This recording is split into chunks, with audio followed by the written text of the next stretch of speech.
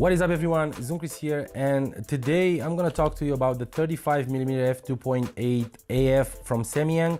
This is the lens that I'm using for probably a month, and I'm gonna do a small review, my opinions, my thoughts about this lens. Stay tuned and you'll find out if this lens will beat the Zeiss 35mm f2.8 ZA or not.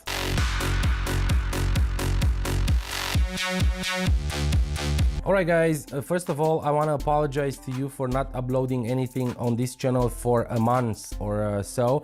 It's because I didn't feel very well. I had a very bad cold. I think you can still feel it in my voice. It's gone now, and I'm here, and I wanna go on and continue what I started. So today I'm gonna talk to you about a lens that I really enjoyed buying it, and I really enjoyed using it. It's the Samyang 35mm f2.8 AF for Sony emount. As you probably don't know, I still have one of my Sony cameras, and I'm actually filming it on the 35mm right now. It's a great lens, and spoiler alert, I really like it. So let's get into it and see how this lens will compare with the Zeiss. First of all, the Samyang, it's a very light lens. It's a lens that I really enjoyed because I could take it with me anywhere and you won't feel it on your camera. It's a only 3 ounces lens that's roughly 81 grams. Very, very light. The build quality, it's not amazing. It's built out of plastic. It has a, I think it's aluminum mount, but it feels a little bit flimsy, and because it's too light, you'll feel like this lens is not solid, and it's not, a very, very sturdy and very practical lens to rely on. But I can tell you that what's inside is more important, and if you can take care of it, this lens will probably... It's an f2.8 to f22 lens, and if you want to use this lens for landscape, you have to know that probably around f13, f16 the diffraction kicks in. It has a magnification of 0.12. It's not amazing, but you can really get some good close-up pictures with it. Filter size is 49mm. It also has 7 elements in 6 groups inside. No image stabilization whatsoever, so you will probably have a hard time trying to stabilize the footage that comes out of it, or the shooting in low light pictures with the A6000, A5000, the NEX series, all these cameras that doesn't have image stabilization inside of them. Now you have to know that there are 2 versions of this lens. One is made by Samyang, the other by Rokinon. I'm not sure if it's the same company. Everybody talks about this. This is probably the same company, but they're using different names, different brands on their lenses. The difference between this one, the Samyang, and the Rokinon, it's around $50. So the Samyang is $269 and the Rokinon it's $319.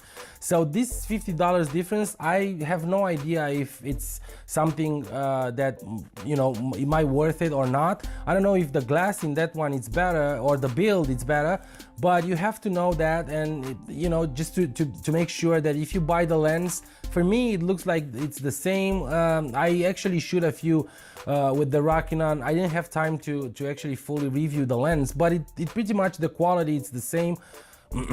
So I'm not sure why the difference in price. Probably it's the build. I have no idea.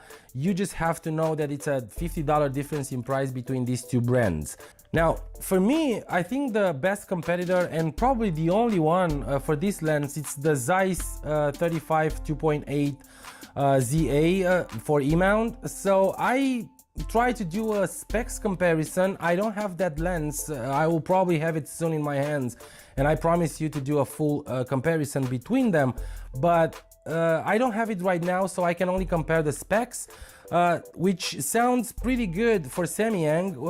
These lenses are pretty much the same. Obviously the build quality is different. Zeiss, it's renowned for their amazing quality and their metal lenses, metal barrels, and the good quality glass.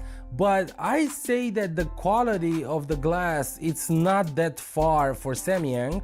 So let's see. First of all, the Samyang wins in weight. It's only 3 ounces, where the Zeiss it's like 4.3 ounces.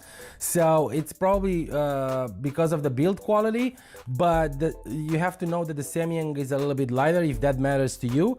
They use the same filter thread at 49 millimeters, which means that you can switch filters between these two. The Zeiss has 7 elements in 5 groups. The Samyang have 7 elements in 6 groups.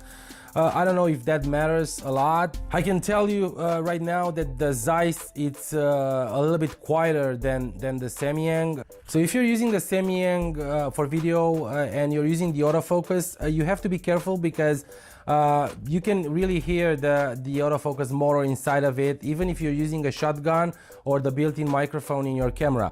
That's a big difference and a huge point for Zeiss, so keep that in mind.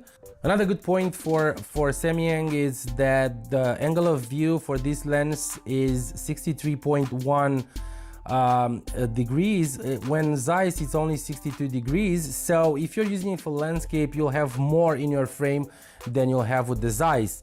The inside quality build, they both use a 7 blades aperture, so the bokeh will look pretty much the same.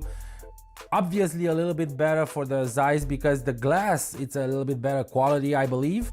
They don't have image stabilization. Both of them are non-IS. So if you're using any of these lenses for video, you have to be very careful. Whatever camera you're using, if it doesn't have an image stabilization inside of it, you have to use a tripod or a gimbal or something like that for a smooth footage. Now, for the image quality and my final thoughts about this lens, I believe that this lens, for the price you're paying, it's amazing. It's a great lens, low budget lens that you can actually have with you all the time. You won't probably feel the pain of just, breaking this lens at $269. You can have 3 for the price of the Zeiss. So that's another good point for it. Like I said, the image quality is good. I'm very happy with the sharpness that comes out of it. On the A7R2, this lens renders very good. The colors are good. It does have some vignetting problems and chromatic aberration problems at f2.8, even f4. But after that, it kind of clears up and you'll have a great sharp lens at f5.6, f8. If you're a landscape or a street photography or maybe an event photographer that just started up in this business, I really recommend this lens. It's very, very good. The quality that comes out of it, it's pleasing, and you will be very, very happy with the results. Alright guys, thank you so much for watching this. If you consider this review helpful, if you consider that this review helped you decide between the Zeiss and the Rokinon or Samyang lens, please give it a thumbs up. Please share and subscribe. These videos will flow better from now on. I'm trying to get more things on this channel, and like I said, this channel is gonna change a little bit.